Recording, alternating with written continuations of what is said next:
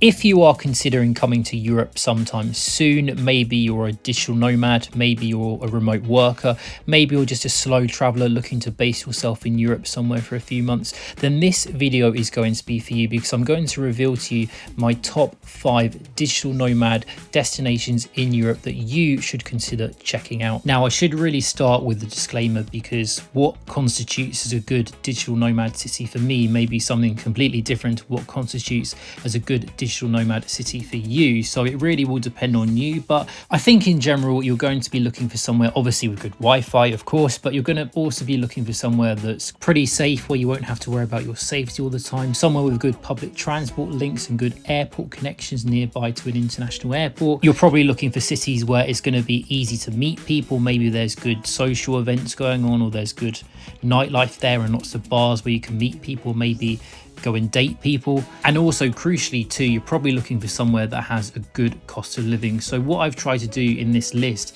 is give you 5 cities that kind of incorporate all of those things that I just mentioned in terms of what you're probably going to be looking for in a potential digital nomad city in Europe. Oh, and just one more thing to say as well, it's probably obvious this one, but I have not been to every single city in Europe, so I can't give you the definitive top 5 best digital nomad locations in Europe. I am particularly interested to hear from those of you who have been to Brno in the Czech Republic. It looks like a really nice city nearby Prague, but perhaps cheaper.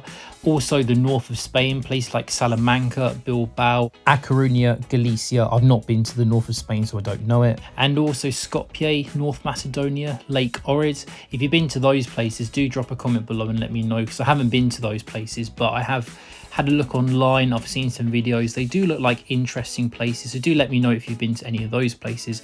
But in terms of my top 5 list and the top 5 cities for being a digital nomad that I've been to, let's start with number 1 in no particular order.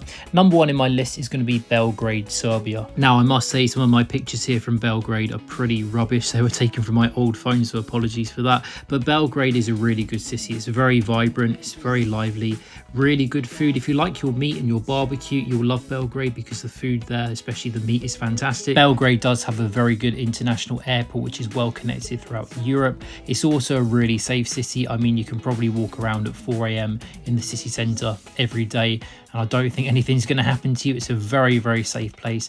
Serbians are nice people, very friendly, and surprisingly, the city is really beautiful and really lovely. I mean, I had this perception before I went to Belgrade that Belgrade was going to be this, you know, communist, former Yugoslav, horrible brutalist style city with just brutalist communist buildings everywhere. And whilst that is somewhat true outside of the historic centre, in the centre of Belgrade it's extremely beautiful, especially the Skadalia neighbourhood of the city. Excuse my very bad pronunciation, but it's a lovely place, very reminiscent of Greece in some ways, in the sense that you've got live music there and cobbled streets. It's a very beautiful part of the city. And of course, Belgrade does have a very good nightlife scene as well. It's famous for its splavs, which are these riverboats which turn into nightclubs, so that's something you could look into. And compared to most major European cities, Belgrade does have affordable prices. I wouldn't say it's dirt cheap, but I think the prices there are fair. You'll probably be paying anywhere between $25 to $45 a night for a decent apartment or hotel near the city centre, and a good meal probably going to be around $15 to $20 for a drink and a couple of courses. So for me, I think Belgrade's got pretty much everything that you're going to be wanting to look for in a potential digital nomad city in Europe. Now, moving on to number 2 in my list of top 5 European digital nomad cities, I'm going to stick in the Balkans, and I'm going to head down to Thessaloniki in Greece. Not as cheap as Belgrade, a little bit more expensive, but Thessaloniki, in my opinion, is a really cool city. Thessaloniki is a student city, so it's very lively. There's a lot of young people about. As you'll see on a map, Thessaloniki is located on the sea. Now, there is not actually a beach in the city. You'll have to take a trip outside of the city to go to a beach, but it's located on the sea, so if you do want to be by the sea, Thessaloniki is a great choice. And of course, Greece has some of the best food in the world, so you're going to be eating fantastic food in Thessaloniki. I think the great thing about Thessaloniki is, although it is a lively and a vibrant city, it's nowhere near as overcrowded and as touristy as somewhere like Athens, which is just heaving with tourists. So dare I say, you get a far more Greek experience in Thessaloniki compared with the islands or Athens, where it's just going to be a lot more touristy. And it is a functioning city as well, an all year round functioning city, unlike the Greek islands, which only really really operate in the summer season. There's also a really nice area for bars and clubs called Ladadica. It's just full of pubs and bars everywhere, so it's great to go out on the weekend to Ladadica. And also just geographically, I think Thessaloniki is in a great location because you're in the north of Greece. You're near lots of beaches, you're near ancient ruins, national parks, you're nearby lovely Greek towns and villages. You're about a 5-hour bus or train journey away from Athens. You're about 4 or 5 hours on a bus away from Sofia, Bulgaria. You're probably about 5-6 hours on a bus away from Skopje, North Macedonia. So there's great trips you can do there as a digital nomad by basing yourself in Thessaloniki. I really do think it's a good choice. As I said before, prices in Thessaloniki may be a little bit more expensive than Belgrade. Maybe you're looking at around $35 to $55 a night for a decent apartment or hotel near the city centre. For a nice Greek restaurant, you're probably looking at around $20 to $30 per person for a nice meal out. So a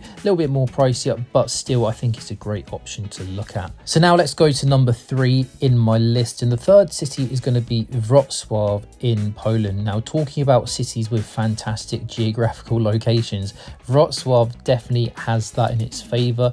You're about 4 hours away from Prague on a bus, you're about 3 hours away from Krakow, about 4 hours away from Warsaw, about 4 to 5 hours away from Berlin. You're right in the heart of Europe. And okay, maybe Wrocław isn't as exciting as Berlin or Prague or Krakow or Warsaw, but the thing that Wrocław has in its favour over all 4 of those cities is that you're going to have a cheaper cost of living. Plus, hopefully my pictures here are showing you get to live in a beautiful city, one of the most beautiful cities I've been to. And also, this is not some random Polish village. This is one of the biggest cities in Poland. It's a very popular destination for Erasmus students to go to, so there's lots of bars and clubs, stuff like that. And also, of course, good restaurants there too. I quite like Polish food, to be honest with you. It's very hearty, good, filling food. And if you do base yourself in Wrocław for a month or two, not only will you be able to take weekend trips to more dynamic places like Berlin and Prague that we mentioned before, but there's also lots of lovely, beautiful Polish villages and towns that you can visit nearby Wrocław too. Look, I am going to be honest, if you're a tourist visiting for a weekend trip, or if you're a backpacker traveling around Europe, I do think both Krakow and Warsaw probably are better tourist destinations to include in a trip. But if you're a digital nomad staying somewhere for a couple of months in Europe,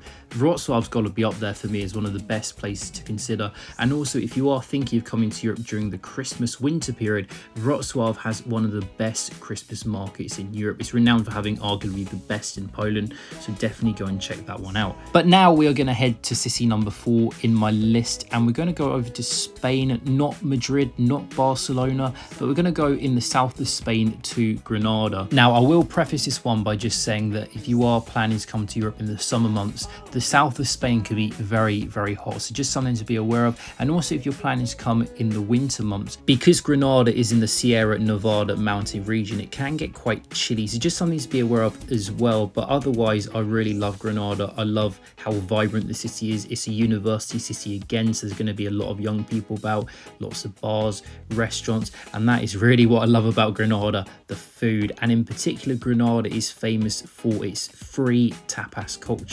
Many of the tapas bars in Granada allow you to order a drink and they'll serve you a plate of tapas for free alongside that drink, so you can really save a lot of money by eating out there. I mean, just look at this here, 4 plates of tapas, 4 glasses of beer, 10 euros. Yes, please. Now, this is back at the end of 2022. I'm sure there's been a little bit of inflation, so maybe the prices are a little bit more expensive now, but still, the value for money you're going to get at many of the tapas bars there is incredible. Now, you do need to be aware that not every restaurant in Granada does this free tapas thing, so you do either need to do a bit of research and find out the tapas bars that do, or drop a comment below. I will tell you the bars that I went to where I got my free tapas. Now, the city does have a big Arabic influence from its Moorish history, so you'll see lots of Moorish architecture, even lots of Moroccan cuisine and restaurants there. But of course, the big attraction in Granada is the Alhambra Palace. Now, I didn't go. Reason being is because I did not book my tickets online in advance. You really do need to plan out weeks, months in advance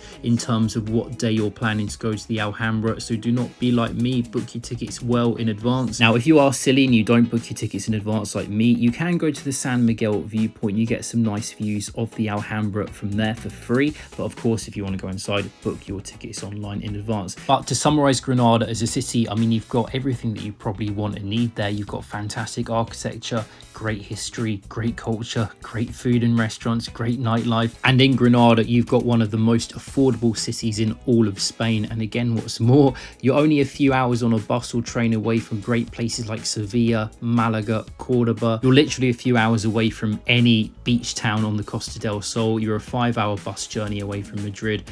I mean, what's not to like about Granada? It's got to be one of the best places to consider being a digital nomad in Europe. So now we are up to the 5th and final city in my list of European digital nomad cities, and this 5th choice was a bit of a tough one for me. I was considering Tirana, Albania. I mean, Albania is a country that is really on the up. Tourism is booming there. People are discovering how lovely the country is, and Tirana is a very vibrant city, though I must say not very pleasing on the eye. Maybe a little bit chaotic, maybe a little bit disorganized, but you're definitely going to get good food there. You're definitely going to get affordable prices. I mean, Tirana is one of the most affordable capital cities in all of Europe, period. And of course, there are so many great towns and beach villages that you can go to in Albania. Get to Albania soon before it turns into Croatia. That would be my recommendation. But for this 5th and final city, I'm actually not going to say Tirana. I'm going to stick with my initial thought, which was Budapest, Hungary. Now, the reason why I was a little unsure as to whether to go with Budapest is just because over the years it has got more expensive. But to be fair, I guess everywhere has. But especially in Budapest, Budapest used to be a really affordable, almost budget destination in Europe. But now prices are going up. It's getting more touristy every year. It's getting more cosmopolitan every year. More digital nomads are moving there every year, and it is starting to lose its bang for your buck value, but still I think it's a fantastic city. Great architecture, history, culture, museums, things to do. I mean, you can easily do weekend trips to Vienna, Austria, Bratislava, Slovakia. There are lots of lovely Hungarian towns that you can check out as well. Of course, if you like your skiing and your hiking, you're really nearby Slovakia, the Slovakian mountains, the Tatra mountains, where you can do that kind of stuff.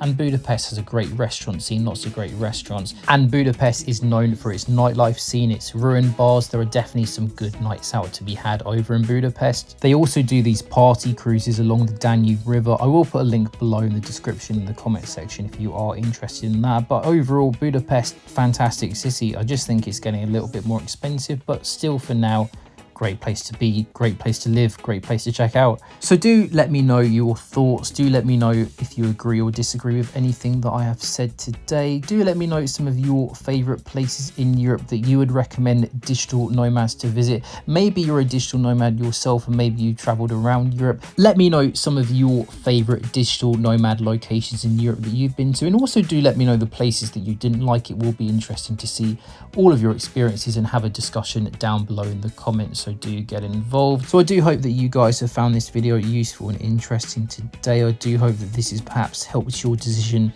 in terms of where you could go and stay in Europe. Hopefully I've not made things more confusing for you, but anyway, I hope you've taken some value from today's video. So if you have, please do consider dropping a like. It really does help out the video. Also click the notification bell. That means you'll get notified for all my latest videos, and do subscribe to the channel if you want some more travel content. So thank you very much for watching. I'll see you in my next video.